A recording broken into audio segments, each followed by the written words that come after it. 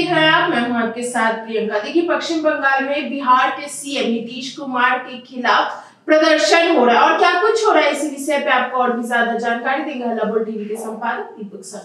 देखिए, पश्चिम बंगाल में चुनाव होना है जी। बिहार में तो चुनाव हो गया है, तो बिहार में अगर अब सोचिए कि अभी अगर बिहार में चुनाव होना होता तो क्या होता।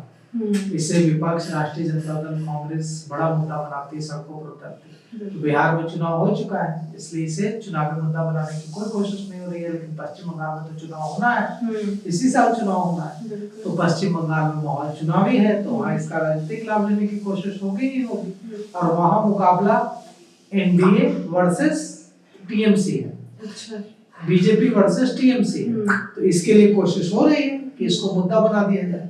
अब पश्चिम बंगाल में कहने के लिए महिलाएं सड़क पर उतरी हैं, लेकिन ये जो महिलाएं सड़क पर उतरी हैं, ये तृणमूल कांग्रेस की कार्यकर्ता हैं और तृणमूल कांग्रेस की ओर से यह आंदोलन आयोजित किया गया। तृणमूल कांग्रेस की बड़ी संख्या में तृणमूल कांग्रेस से जुड़ी महिलाएं आज सड़क पर उतरी और सैकड़ों की संख्या में महिलाओं ने विरोध मार्च निकाला। मशाल, उनके हाथों में मशाल था और मशाल लेकर नीतीश कुमार के खिलाफ सड़कों पर उतरी वहां महिलाएं। और मुस्लिम महिलाओं ने मशाल लेकर सड़कों पर उतरकर नीतीश कुमार के खिलाफ नारे लगाए और नीतीश कुमार से माफी मांगने की मांग की। इस बीच जैसा कि हम जानते ही हैं, पाकिस्तानी गैंगस्टर आतंकवादी शहजाद भट्टी ने वीडियो जारी कर नीतीश कुमार को नुकसान पहुंचाने की धमकी दी है। अब इस पर पाकिस्तान के विदेश मंत्रालय ने भी टिप्पणी की है और पाकिस्तान के विदेश मंत्रालय के प्रवक्ता ताहिर हुसैन अंद्राबी ने कहा है कि इस तरह की घटनाएं भारत में मुस्लिम महिलाओं के अपमान को सामान्य बनाने का खतरा पैदा करती है, साथ ही मुस्लिमों के प्रति असहिष्णुता को बढ़ावा देती है। अंद्राबी ने कहा है कि भारत में मुस्लिम समुदाय के खिलाफ नफरत बढ़ रही है और उन्होंने कहा कि मुख्यमंत्री नीतीश कुमार की ओर से महिला डॉक्टर के हिजाब उतारने को पाक विदेश मंत्रालय के प्रवक्ता ने गलत बताया। उन्होंने कहा, ताहिर हुसैन अंद्राबी ने गुरुवार को प्रेस ब्रीफिंग में कहा कि भारत के एक सीनियर नेता का मुस्लिम महिला का जबरन हिजाब हटाना बेहद गलत है। अब इस मामले को लेकर नीतीश कुमार को धमकी भी दी जा चुकी है और नीतीश कुमार की सुरक्षा भी बढ़ाई गई है। नीतीश कुमार की सुरक्षा को और कड़ा किया गया है। खुफिया विभाग से इनपुट मिलने के बाद यह कदम उठाया है।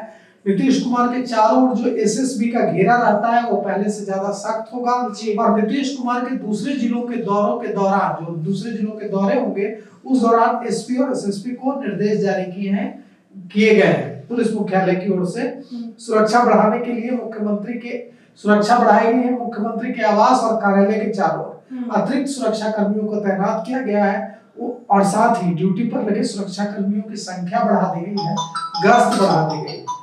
तो अभी यह जिस तरह से मुद्दा बन रहा है, चूंकि कई राज्यों में चुनाव है, तो यह मुद्दा खत्म नहीं होगा। पश्चिम बंगाल में चुनाव है, उत्तर प्रदेश में चुनाव है, तमिलनाडु में चुनाव है, तो इसका चुनावी लाभ उठाने की कोशिश चल रही है।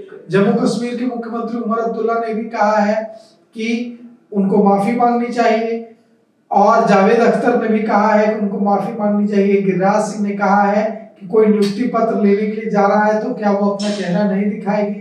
नीतीश कुमार ने कोई गलत काम नहीं किया।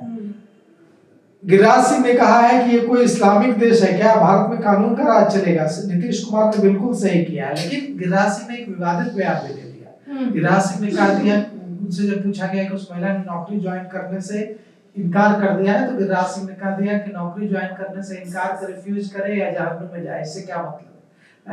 ऐसे शब्दों का प्रयोग तो नहीं करना चाहिए किसी भी सीनियर नेता को, भारत सरकार के मंत्री को। केंद्रीय मंत्री जीतन राम मांझी का भी बयान आया है। उन्होंने कहा है कि एक्सीडेंटली ऐसा हुआ होगा, बेटी समझकर उन्होंने ऐसा किया होगा। हिजाब उन्हें लगा होगा कि नियुक्ति पत्र लेने कोई आया है तो हिजाब लगाने की क्या जरूरत है, उनका इरादा गलत नहीं था, इसको धर्म के चश्मे से नहीं देखना चाहिए। अब देखिए, इसे लेकर विवाद जारी है, चूंकि कई राज्यों में चुनाव है। जी, तो सुना आपने। इन सब को लेकर आपकी क्या राय है कमेंट बॉक्स में बताएं। फिलहाल इस पेशकश में इतना ही। आगे की खबर देखने के लिए बने रहिए हल्ला बोल टीवी के साथ। धन्यवाद।